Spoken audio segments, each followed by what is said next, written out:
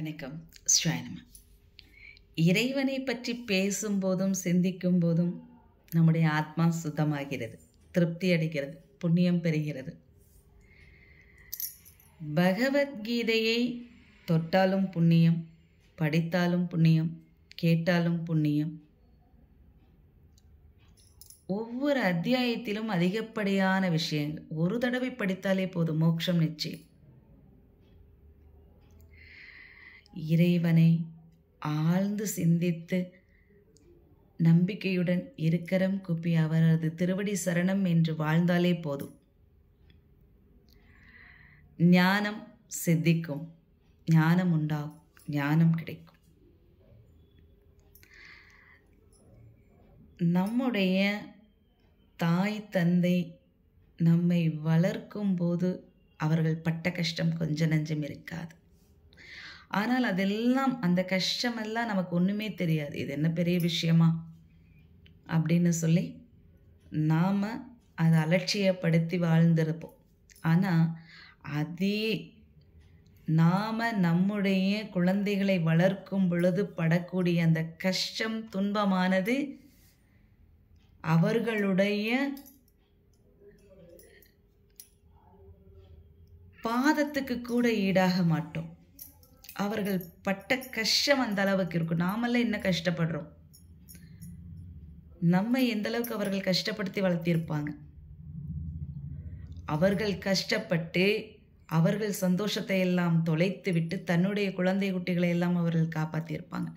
அதே நிலையைத்தான் அவர்களுடைய பிள்ளைகளும், அதாவது நாம் நம்முடைய குழந்தைகளையும் நம்முடைய சந்தோஷங்களை எல்லாம் தொலைச்சிக்கிட்டு கஷ்டப்பட்டு நம்ம குழந்தைங்க நல்லா இருக்கணும்னு சொல்லி அது பின்னாடி ஓடிட்டுருப்போம். அப்படி இருக்கக்கூடிய காலகட்டமான ஒரு சூழ்நிலை. இப்போ இதுக்கு என்ன மாற்று? இறைவனே சரணாகதி அடைவது தான் ஒரே வழி.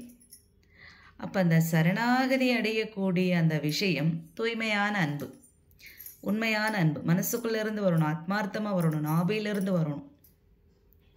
அனுக்ஷணமும் இறைவனை பற்றுடன் இறுக பற்றி கொள்ள வேண்டும்.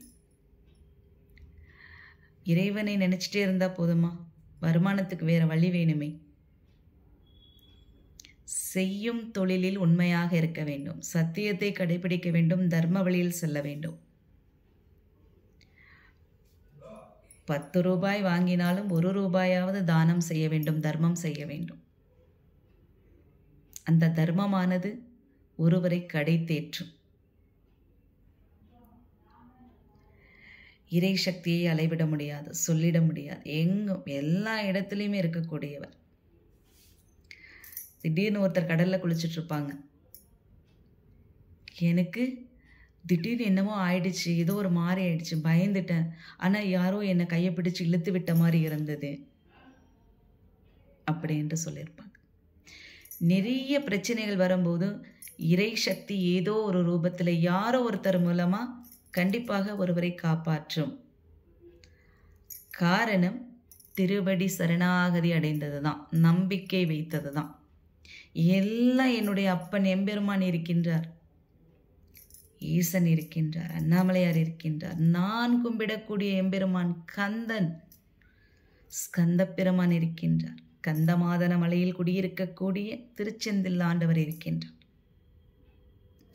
இப்படி ஆத்மார்த்தமாக ஒவ்வொருவரும் அவரவருடைய இஷ்ட தெய்வத்தை சரணாகதி அடைஞ்சிட்டோம் அப்படின்னாலே அந்த கஷ்டம், துன்பமானது ஒருவருடைய கர்மவினையை நீக்கக்கூடும் அப்படிங்கிற அந்த சக்தி இருக்குங்கிறத புரிஞ்சுக்கிட்டா போதும். கண்டிப்பாக இறைவன் கடலில் தத்தளிச்சிட்டு இருக்கக்கூடிய நம்மை ஒரு சிறு துடுப்பாவது கொடுத்து அந்த துடுப்பை பிடித்து கொண்டு நீந்தி வருவதற்கு உதவி செய்து விடுவார். கூரையை பிச்சுக்கிட்டு பணம் கொட்டுங்கிறது அப்படி கிடையாது. நாம் செய்யக்கூடிய பாவம் குறைய புண்ணியம் ஏற ஏற பகவான் கொடுப்பார். ஏதோ ஒரு ரூபத்தில் யார் மூலமாகுது, நிச்சயமாக ஒரு நல்லது நடக்கும். எனக்கு ரொம்ப கஷ்டத்தில் இருக்க, நான் ரொம்ப வறுமையில் இருக்கேன், அடுத்த வேளை எனக்கு சாப்பாட்டுக்கு வழியே இல்லைன்னு சொல்லி வந்து நின்னவங்க கூட இப்போ என்னால் வேலை செய்ய முடியலை, அந்த அளவுக்கு எனக்கு வேலை வருதுமான்னு சொல்லி நமஸ்காரம் பண்ணிட்டு போகிறவங்க எத்தனையோ பேர் நம்ம இடத்துக்கு வந்துட்டு போயிருக்காங்க. அதனால் இறைவனை யாரை நீங்கள் குருவாக நினச்சாலும் சரி, அம்மாவாக நினச்சாலும் சரி, உங்கள் குலதெய்வமாக நினச்சாலும் சரி, உங்கள் முன்னோர்களாக நினச்சி யாரை நினைச்சாலும் முழுமையாக ஒருத்தர் மீது நம்பிக்கை வைத்து அந்த வழியிலே சென்று விடுங்கள்.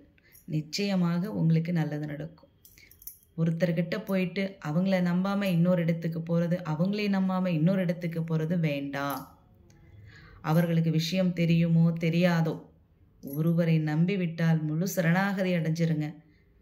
கண்டிப்பாக உங்கள் நம்பிக்கை உங்களை காப்பாற்றும். சிவாய நமः.